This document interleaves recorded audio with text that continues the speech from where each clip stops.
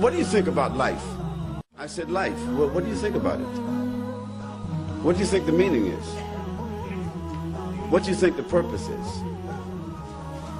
And you'll be surprised that intellectual people, educated people, rich people,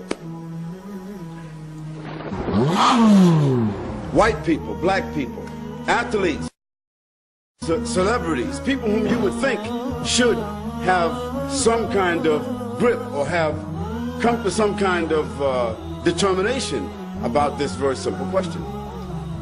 I asked them, well, what do you think is the purpose of life? Hello, my name is Sophia. There's a hesitation. The person is not forthright.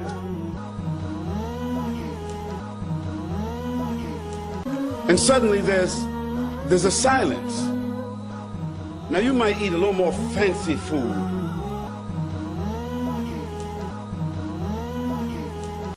than somebody that's living in Rwanda.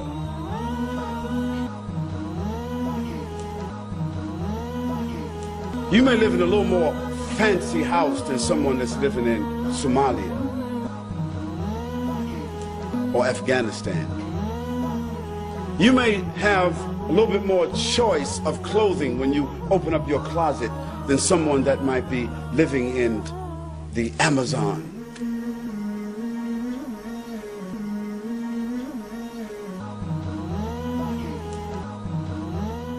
But when you're sick, sickness is the same, and your response to sickness is the same as those people that we just saw. You guys call first. Death. A word that none of us like to say unless it applies to someone or something else. We can manage to say someone has died. But we don't like to think, even for a moment, about someone saying that about us. Because that inevitable event, death, that is what you and I are on a downhill incline facing every single day. And babies die. Young people die. Old people die. Pretty women die. Handsome men, rich people. Everyone faces death and will die. No matter what your philosophy is, what your preoccupation is, what your orientation is, who you think you are, where you think you're headed, what's your background, what's your family, what's your class, title, and structure, it doesn't matter. We're all headed towards death. And life is a gift that's been given to you and me.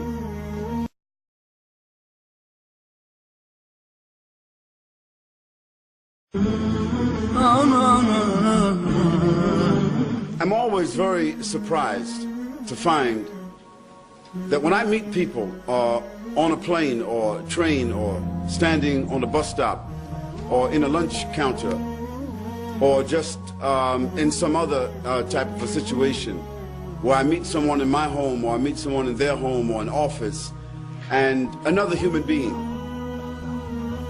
and we're talking about different things, and some way I navigate myself to ask that person the question, what do you think about life? And the person says, well, what do you mean by that? I said, life. Well, what do you think about it? What do you think the meaning is? What do you think the purpose is? And you'll be surprised that intellectual people, educated people, religious people, opinionated people, I want to hear your mouth. arrogant people, Every Muslim is a terrorist. I have everything in my power. rich people, white people, black people, Americans, British, Australians, Spanish, Germans, French, heads of state, diplomats, athletes, celebrities, people whom you would think should have some kind of grip or have come to some kind of determination about this very simple question. I asked them, well, what do you think is the purpose of life? Hello, my name is Sophia. Welcome to my stylist photo shoot. There's a hesitation. The person is not forthright.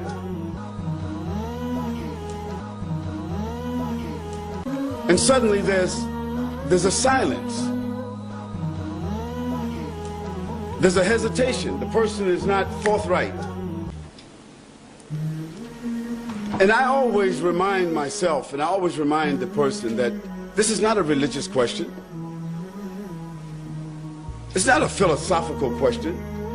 It's not a dialectical question. It's not a tricky question. It's a very simple, straightforward question. And if you haven't answered it, if you haven't reconciled it within yourself, if your set of values, you haven't reconciled that question for yourself to be able to answer it straightforward, like you would if I asked you your name, then there's a problem. And you need to think about that problem. You need to work it out. Because every human being needs to answer that question, at least for themselves. And they need to answer it objectively, not just subjectively, as it applies to me, my opinion. What do you think is the purpose of life for all human beings? Because when human beings start to think about that question, it's an all-inclusive question. And you can't just ask that question for yourself, because there are others involved in life. And when you start to think about others, other places, other people, other situations, other ideas, when you start thinking about the world as it is, not the world as you think it is, you start to change a little bit yourself. You start to move outside of yourself. You start to take in a whole lot of other considerations. And I always say to people, if you haven't thought about this, you need to go home, cut off the TV, turn off the music, and sit in your house or your room in silence for 5 minutes, 10 minutes, 20 minutes, and think about what is the purpose of life? Because when you start thinking about that question, you take the first steps, just like a child takes their first steps in life. You start taking the first steps to balancing and reconciling probably the most important question for the human being. Now, this is not a question that cannot be easily defined. It can be. If you turn to any one of the many dictionaries that would be available in an institution like this, or a public library, or available in your home or your office, the terminologies have been defined already. So it's not rocket scientists. It's not rocket science here. The word purpose generally means aim, objective, underlying reality, goal, determination, reason, and intent. Now that's very powerful. The word life, one of the most powerful words that explain life, that's unfathomable. You can't even really, when you say the word, you can't even think of really what it means. Existence. Now, how do we think about existence? Is it vertical? Is it horizontal? What's the depth to it? What's the diversity of it? How far is it?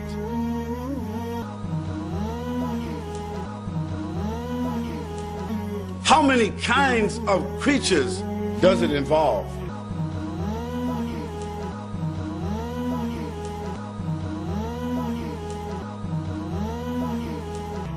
What kind of substances?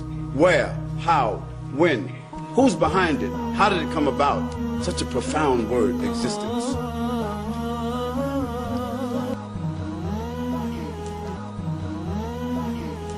The phenomena of the world, the term of a human being's existence before what we call death. Death. A word that none of us like to say unless it applies to someone or something else. We can manage to say someone has died. But we don't like to think, even for a moment, about someone saying that about us. Because that inevitable event, death, that is what you and I are on a downhill incline facing every single day. And babies die. Young people die. Old people die. Pretty women die. Handsome men. Rich people. Everyone faces death and will die. No matter what your philosophy is, what your preoccupation is, what your orientation is, who you think you are, where you think you're headed, what's your background, what's your family, what's your class, title, and structure, it doesn't matter. We're all headed towards death. And life is a gift that's been given to you and me, and we have to work out the variables between here and there. So when we speak about the purpose of life, for individuals, it's really a simple issue, but we need to take a look at it. Now, for individuals and for governments, the purpose of life is a little bit different. It takes upon a different set of dynamics. And I want to discuss with you from a social-political point of view, because my background is sociology. And so it means I study behavior. I study the behavior of governments, civilizations, societies. I study the behavior of individuals. That study of behavior helps me to understand when something is here and you study the evolution of it, where it has come from, you get an understanding of where it is headed. And you start to see things to be almost the same. And when we talk about life, the life of a person, whether their life expectancy or their life anticipation, their life involvement, for all human beings, it's basically the same. Now, you might eat a little more fancy food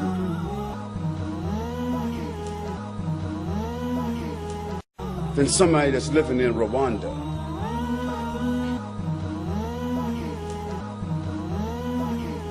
You may live in a little more fancy house than someone that's living in Somalia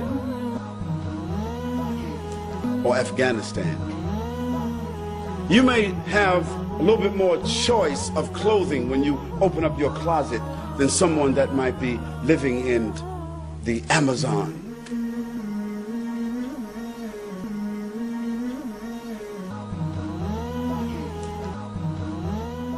But when you're sick,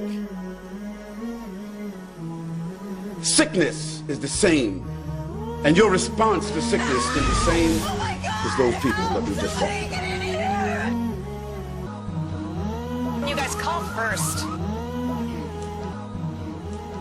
And when you have trauma in your life, tragedy in your life, you respond to it the same as those people. As a matter of fact, when people have been undergoing trauma on a daily basis, they deal with it better than what you and I will deal with it when it comes to us.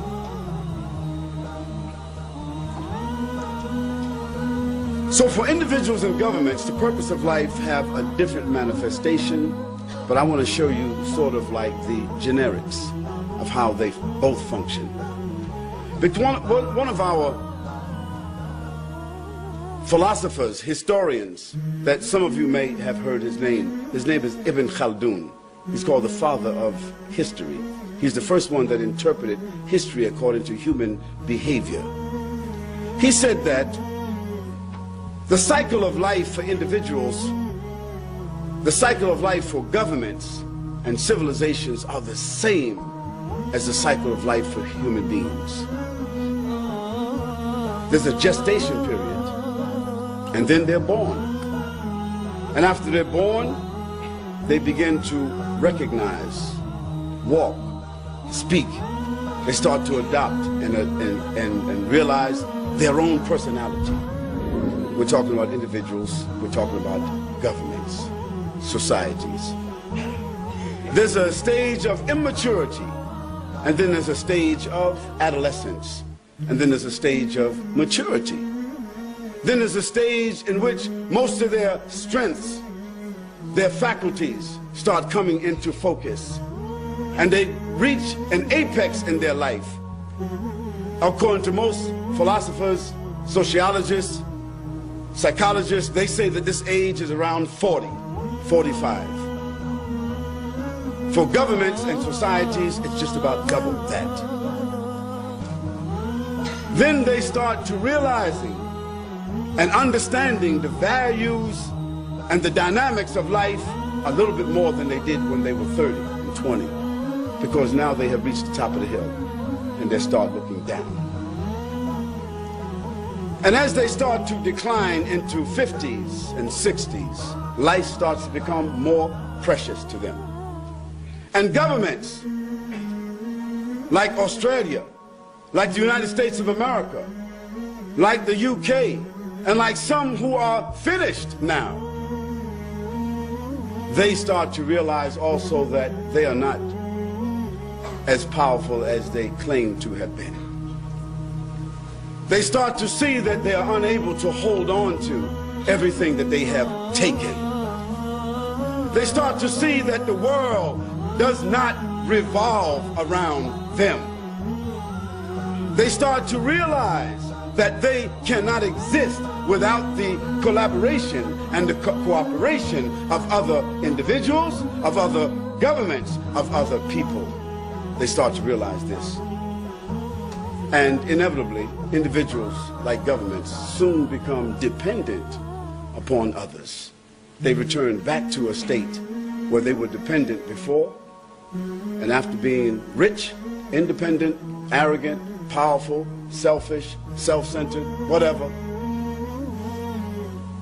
they start to becoming wise, giving, benevolent, understanding, compromising, mature, and looking at the anticipation of the inevitable, which is sickness and death.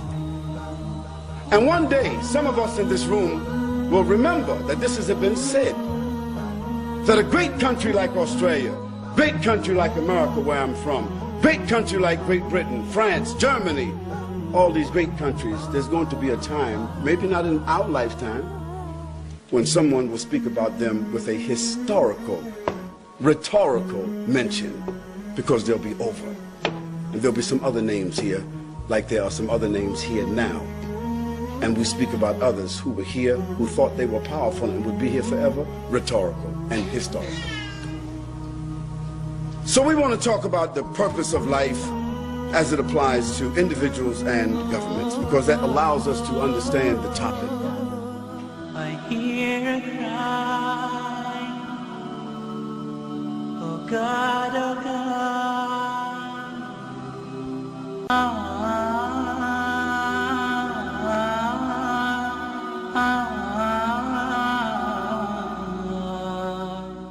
كل نفس ذائقة الموت وإنما توفون أجوركم يوم القيامة فمن زحزح عن النار وأدخل الجنة فقد فاز وما الحياة الدنيا إلا متاع الغرور.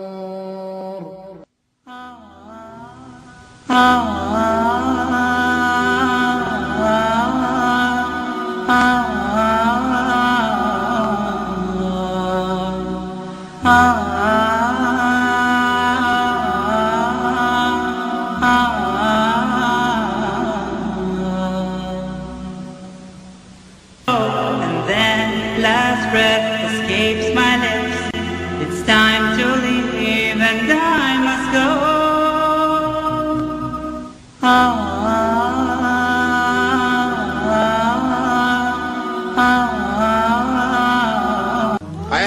bear with me, because this is one of my favorite discussions.